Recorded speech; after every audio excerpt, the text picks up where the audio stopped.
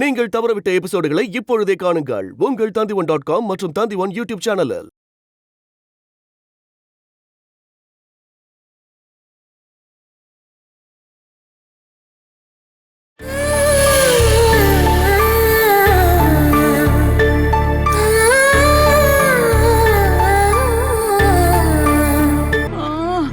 நீங்க வலிய பொறுத்துக்காம ஹாஸ்பிடல் போங்க. நான் கூட்டு போட்டுமா?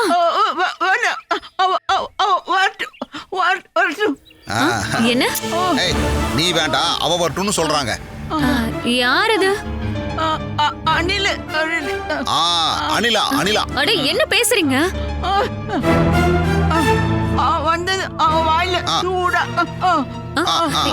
என்னது? அவளோட வாய்க்குள்ள இதே மாதிரி சுடுதண்ணியை ஊத்தணுமா? போற வேகத்துல அக்கா தெரியாம கொடுத்திருப்பாங்க. நீங்க ஹாஸ்பிடல் போங்க. தெரியாம பண்ணாளா இல்ல வேணும்னே பண்ணாளாங்கறத நான் கண்டுபிடிச்சேன். ஆன்னு வாயை தரமா. ஆஹா, நீ யாருக்காக காத்திருந்தியோ அந்த ஆள் வருது பாரு. வரட்டும் வரட்டும். என்ன எல்லாரும் இங்க வந்து உட்கார்ந்துட்டு இருக்கீங்க? போகும்போது அவசரமா. என்னங்க அத்தை என்ன சொல்றாங்க? போகும்போது அவசரத்துல சுடுதண்ணியை சூடா கொடுத்துட்டு போயிட்டியா? ஐயோ என்னாச்சு? நீங்க கொடுத்த சுடு தண்ணிய வாயில வச்சாங்க. அதுக்கப்புறம் வாய்ஸ் இப்படி ஆயிடுச்சு.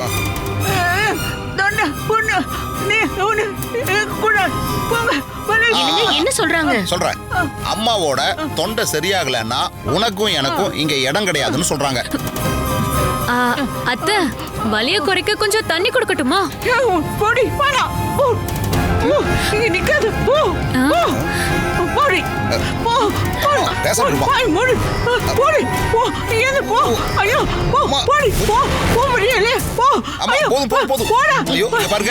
நீங்க ரெண்டு பேரும் பொண்ணுங்களா இருக்கிறதுனால இவங்க பேசின கெட்ட வார்த்தையை டிரான்ஸ்லேட் பண்ண முடியாது.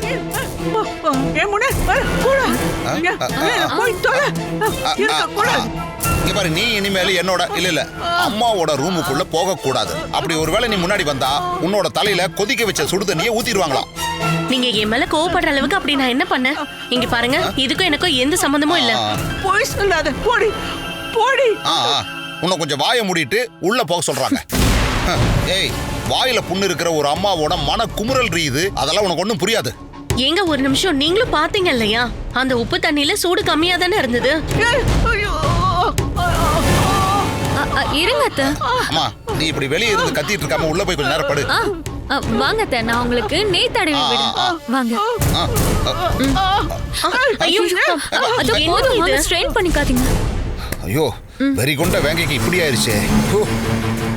நல்ல வேளை, இவங்களை சமாதானப்படுத்துறதுக்காகவே நான் வெளியே எங்கேயும் போகாம இங்க இருந்தேன். அம்மாவோட ஆத்தரை இப்ப என்னன்னு புரிஞ்சது இல்ல? நார்த்ல இருந்து சில தலைவர்கள் இங்க வரும்போது இங்க இருக்கிறவங்க தப்பா டிரான்ஸ்லேட் பண்ணி சொல்லுவாங்கல்ல. ஆனா அம்மா சொன்னதை நான் அக்யூரேட்டா சொன்னேன். என்னங்க உண்மையிலேயே அத்தையோட தொண்டை எப்படி புண்ணாச்சு? அனிலா, இங்க இருக்கிற சில பேரு நாரதர் வேலை பாத்துக்கிட்டு இருக்காங்க. அவங்களுக்கு சரியான பாடத்தை கத்துக் கொடுக்கணும். அம்மா,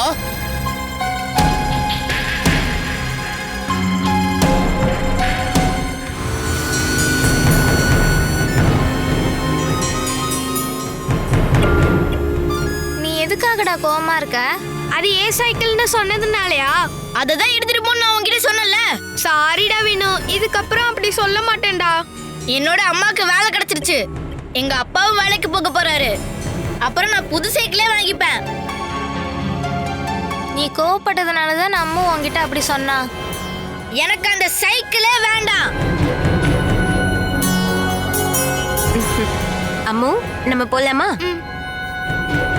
ஆஹா, இவனுக்கு இன்னும் கோவம் போகவே இல்லையா என்ன? சைக்கிளோட விஷயத்துலதான் கோவமா இருக்கான். உனக்கு இதுக்கப்புறம் எதுக்கு சைக்கிள்? நான் உனக்கு ஸ்கூட்டர் வாங்கி தரேன். எனக்கு யாரோட ஸ்கூட்டர் வேண்டாம். நான் பைக் தான் வாங்க போறேன்.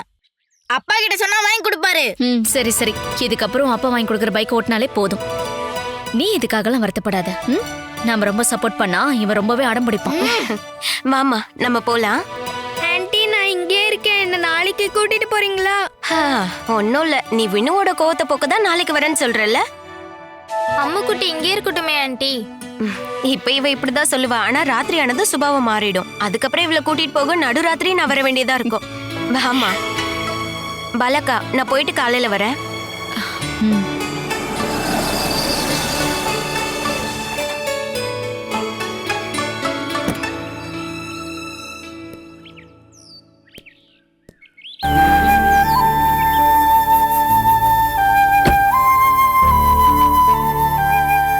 சித்தாரா இப்பதான் வந்தீங்களா இல்ல வெளியே கிளம்பிட்டு இருக்கீங்களா?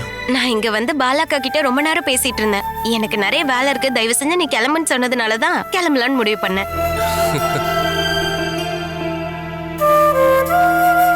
பாலா வந்து குழந்தைங்களை கூட்டிட்டு போயிட்டான்னு பிரீத்தி சொன்னா. அதுக்கடையில நம்மளும் மீட் பண்ணி 1 மாசம் ஆயிடுச்சுல. ஃப்ரெண்டுன்னு சொல்லி என்ன பிரயோஜனம்? அடிக்கடி வந்து பார்த்துட்டு போனோம்ல. நான் வந்தா பாலாக்கு கஷ்டமா இருக்கும்ல. நீங்க இங்க வரலனாலும் உங்களை பாக்குறதுக்காக நானும் சிவபிரசாதும் உங்க வீட்டுக்கு வரலான்னு சொல்லி நினைச்சிட்டு இருந்தோம் சார். என்ன விசேஷம்? அத பத்தி சொல்லதான் வர போறோம். போயிட்டு வரேன்க்கா. வாமா போலாம்.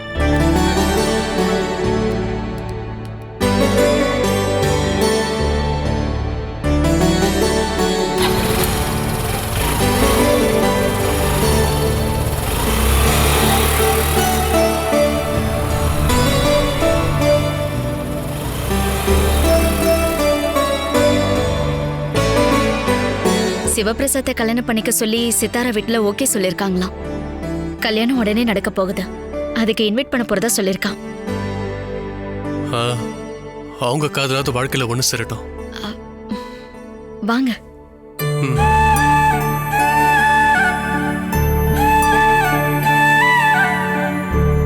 உட்காருங்க. நான் உன் விஷயத்துல வேணு விஷயத்துல அதிகமா அக்கறை எடுத்துக்கிறேன்னு வீட்டுல அம்மா குறை சொல்லிட்டு இருக்காங்க. அதுக்குதான் வேணும்னு வராம விட்டுட்டேன். அத தப்புன்னு தான் சொல்லுவாங்க. வேணு இல்லாதப்ப அடிக்கடி உன்னை பார்க்க வந்தேன்னா தேவையில்லாம எனக்கு கெட்ட பேர் வரும்னு நினைச்சேன். என்ன பார்க்க இங்க பிரீத்தி எப்படி வராலோ அதே மாதிரி தான் நான் உங்களையும் நினைக்கிறேன். நீ என்ன நினைப்பங்கிறது பிரச்சனை கிடையாது. சுத்தி இருக்கிறவங்களை நினைச்சுதான் நான் பயப்படுறேன். இங்க யார் வராங்க, யார் போறாங்க, எப்படி நினைப்பாங்கன்னே பயமா இருக்கு. அந்த அவமானம் எல்லாத்தையும் நான் கடந்து தானே வந்திருக்கேன்.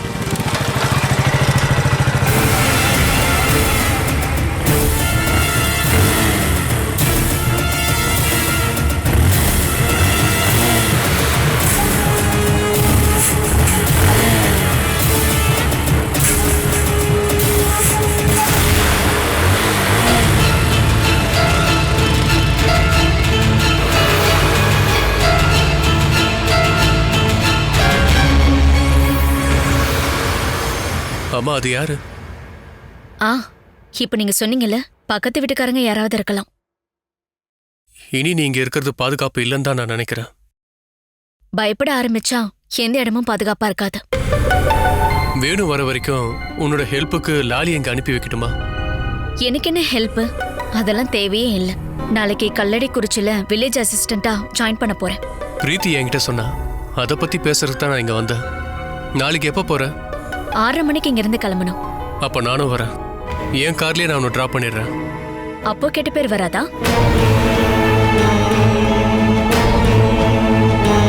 புருஷ ட்ரீட்மெண்ட்டுக்காக ஹாஸ்பிட்டல்ல இருக்கும்போது பொண்டாட்டி முன்னாள் காதலனோட கார்ல போயிட்டு வந்துகிட்டு இருக்கா. அதுக்கு யாரும் ஆட்சி பண்ணி சொல்ல மாட்டாங்களா என்ன? தான் முதல் காதலனோட ஒரு பொண்ணுக்கு எப்பவுமே ஒரு அட்டாச்மெண்ட் இருக்கும். காரணம், ஏதாவது ஏத்துக்க முடியாத ஏதாவது ஒரு கனவு அவங்க 2 பேருக்குள்ள கண்டிப்பா இருக்கும். ஆனா அந்த கனவை விட எனக்கு ரொம்ப முக்கியம் என்னுடைய குடும்பம் தான். புருஷன், குழந்தைங்க, அவங்களுக்கு முன்னாடி எனக்கு வேற எந்த ஒரு சொந்தமும் தேவையில்லை. அதுக்கான சூழ்நிலையை நான் எப்பவுமே உருவாக்க மாட்டேன். இப்பவும் என் மேல சந்தேகப்படுறல பாலா? நாம முதல்ல நோன்னு சொல்ற பல விஷயங்களுக்கு அதுக்கப்புறமா எஸ்ன்னு சொல்ல வேண்டியதா இருக்கும்.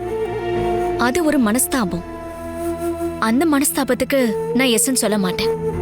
நான் அந்த அளவுக்கு கஷ்டப்பட்டோம், தியாகங்கள் பண்ணிதான் நான் என் குடும்பத்தை கட்டுக்குள்ள வச்சிருக்கேன். இதுக்கப்புறம் நான் தப்பு பண்ணக்கூடாதுன்னு எனக்கு நானே ஆர்டர் போட்டிருக்கேன்.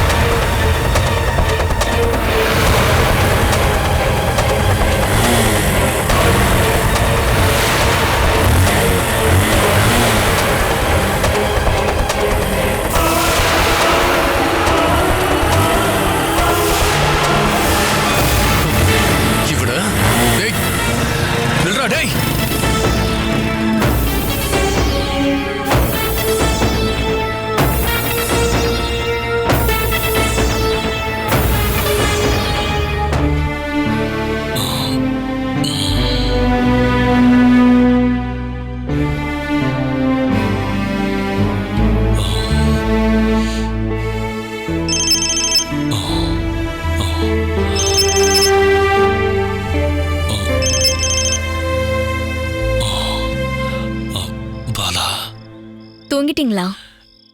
இல்ல, சும்மா அப்படியே உட்காந்துட்டு இருக்கேன். வேற என்ன பண்றது? அப்படின்னா நான் வரும்போது கொஞ்சம் புக்ஸை கொண்டு வந்து கொடுக்கட்டுமா? சும்மா இருக்கும்போது படிப்பீங்கல்ல. ஏய், படிக்கிறதுக்கான மூடு எனக்கு இல்லம்மா. கூடிய சீக்கிரம் குழந்தைங்கள நேர்ல பார்த்தாகணும். அவங்க நினைப்பாவே இருக்கு.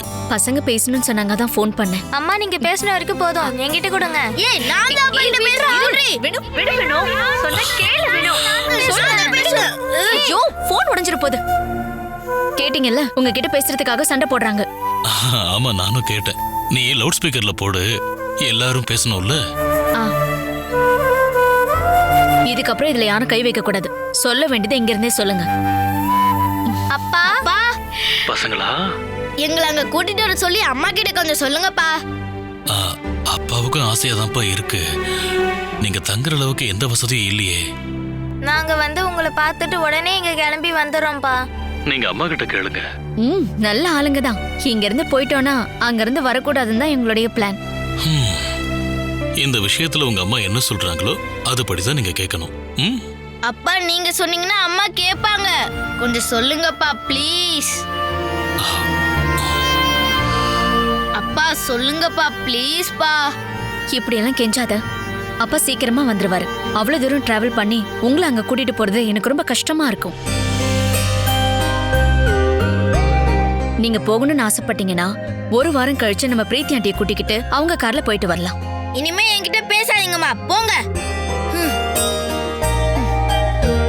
வாடி என் கூட. ஹலோ ஹலோ, என்னாச்சு? ரெண்டு பேரும் கோவப்பட்டு போயிட்டாங்களா? அவங்களுடைய எல்லா ஆசைக்கும் நம்ம சப்போர்ட் பண்ண கூடாதுல்ல. இதுக்கப்புறம் நாம நம்ம விஷயத்தை பத்தி பேசலாம். நான் என்னமோ உங்கள்கிட்ட சொல்ல வேண்டியிருக்கு, நீ சொல்லு. எனக்கு தூக்கம் வர வரைக்கும் நான் அதை கேட்டுக்கிட்டே இருக்கேன்.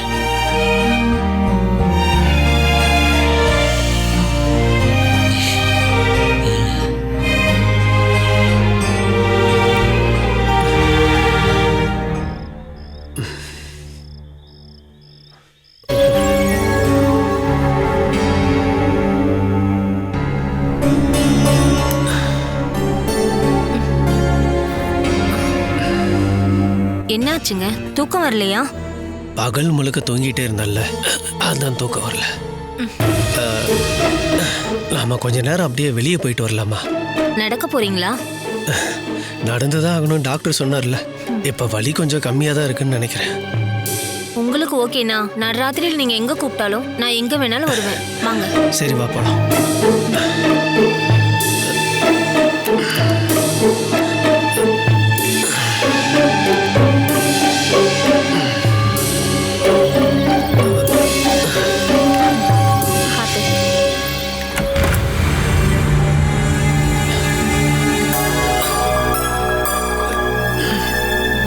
நாம அந்த படியில உட்காரலாம் ஆண்டனி.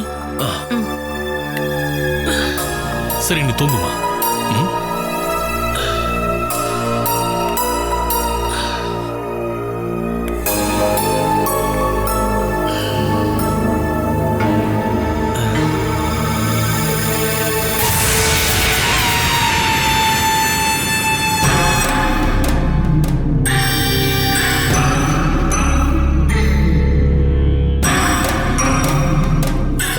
அங்க உட்காந்து யாரு போன் பேசிட்டு இருக்கிறது? அந்த அண்ணா பக்கத்து காட்டேஜில் இருக்கிறாரு. அவங்க ஒய்ஃப் கிட்ட பேசுறாரு போல. அவரு அங்க உட்காந்து நிம்மதியா அவர் ஒய்ஃப் கிட்ட பேசட்டும். நாம அதோ அங்க போய் உட்காந்து பேசலாம். வாமா.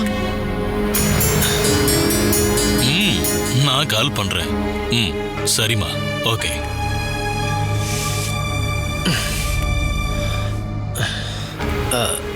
வா, இங்க உட்காரலாம். பாத்து. இது ஆள் நடமாட்டம் இல்லாத இடம். எங்க நமக்கு எந்த தொல்லையும் இருக்காது.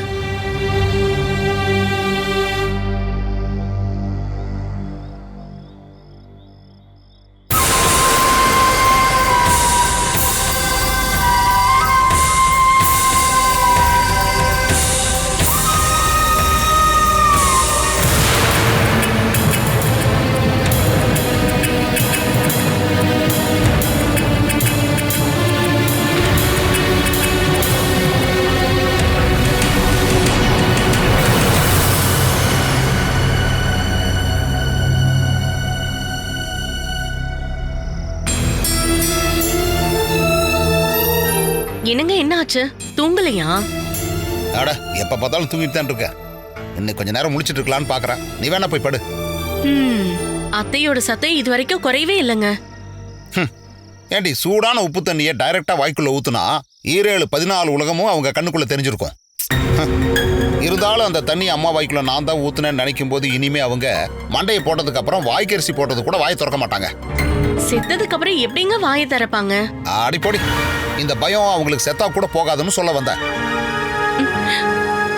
ஆஷா தான் இந்த தண்ணியை மாத்தி வச்சிருப்பாளோன்னு எனக்கு ரொம்ப சந்தேகமா இருக்குங்க. அந்த சமயத்துல வேற யாரும் அங்க இல்ல.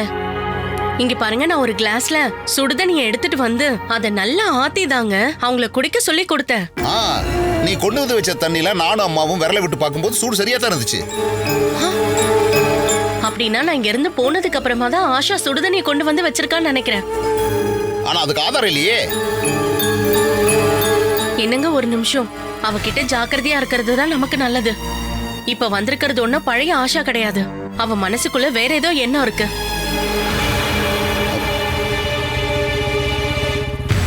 இப்ப அவனும் வந்துட்டான். அம்மாவோட வாய்க்குள்ள சுடுதண்ணி ஊத்துனதுக்காக இவ என்னெல்லாம் கேள்வி கேட்க போறானோ தெரியல. அத பத்தி நீங்க எதுவும் சொல்ல வேண்டாம்.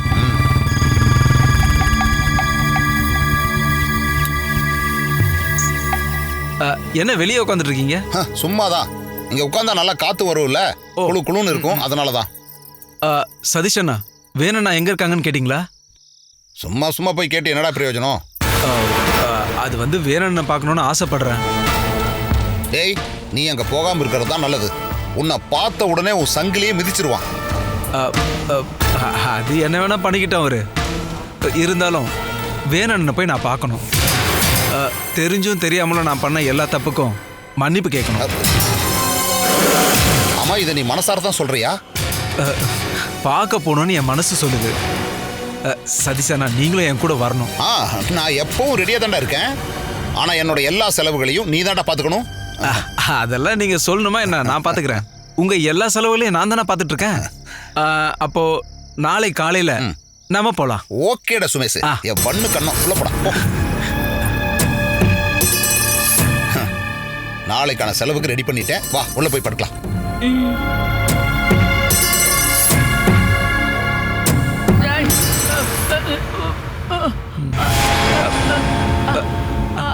சுடு தண்ணி ஜல்லில அணில. என்னம்மா? எனக்கு ஒன்றும் புரியலம்மா. என்னாச்சு? ஆஷா, அம்மா மாத்திரையை மாத்தி சாப்பிட்டாங்களா என்ன? மாத்திரையெல்லாம் மாத்தி சாப்பிடலங்க. அத்தைக்கு தொண்டை வலி இருந்துச்சு. ஹாட் வாட்டர்ல உப்பு போட்டு வாய் கொப்பளிக்கலாம்னு நினைச்சாங்க. ஆனா அக்காவும் சதீஷ் மாமாவும் சேர்ந்து சுடு தண்ணிய வாயில ஊத்திட்டாங்க. ஏய், அவங்க தெரியாம பண்ணிருப்பாங்கன்னு நினைக்கிறேன். வேணும்னே தான் பண்ணிருக்காங்க. சுடு தண்ணிய மாத்தி வச்சது நான் தானே. பொய்யான புகார் அத்தை கிட்ட சொன்னாங்க, அதானே? அவங்க 2 பேரும். அத்தை பாவம், நாக்கும் தொண்டையும் புண்ணாயிடுச்சு. இங்க பாருங்க, ஒரு சொட்டு தண்ணிய கூட குடிக்க முடியாது. எனக்கு ஃபுல்லா பட்னியா தான் இருக்கணும். இப்படி இருக்கும்போது ஹாஸ்பிட்டலுக்கு ஏன் கூட்டு போல? அத்தை ஒத்துக்கவே இல்ல, அதான் போல. நாளைக்கு சரியாயிடும்னு சொல்லிட்டு இருக்காங்க. காலையில வரைக்கும் நம்ம பார்க்கலாமா? நீங்க போய் தூங்குங்க, போங்க, எழுந்துருங்க. என்னம்மா சொல்ற? நீங்க என்ன சொல்றீங்கன்னே எனக்கு புரியலமா. நாளைக்கு காலைல பேசலாம், நீங்க போய் படுங்க. கஷ்டமா இருக்கு. நான் இந்த வீட்டுக்கு வந்தது யாருக்குமே பிடிக்கலங்க. வீட்டை விட்டு போயிடலாமாங்க? நீ கொஞ்ச நாளைக்கு அமைதியா இரு, எல்லாத்தையும் சரி பண்ணிடலாம்.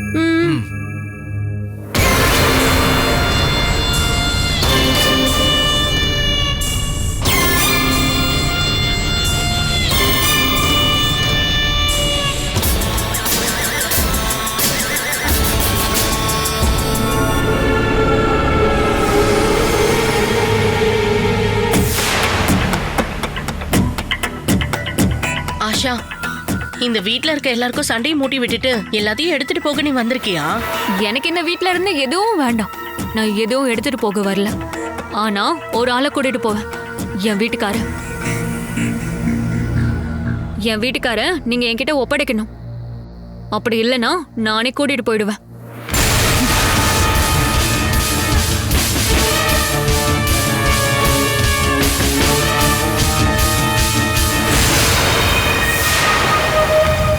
Catch us on TV, Tandivan.com, Facebook and YouTube.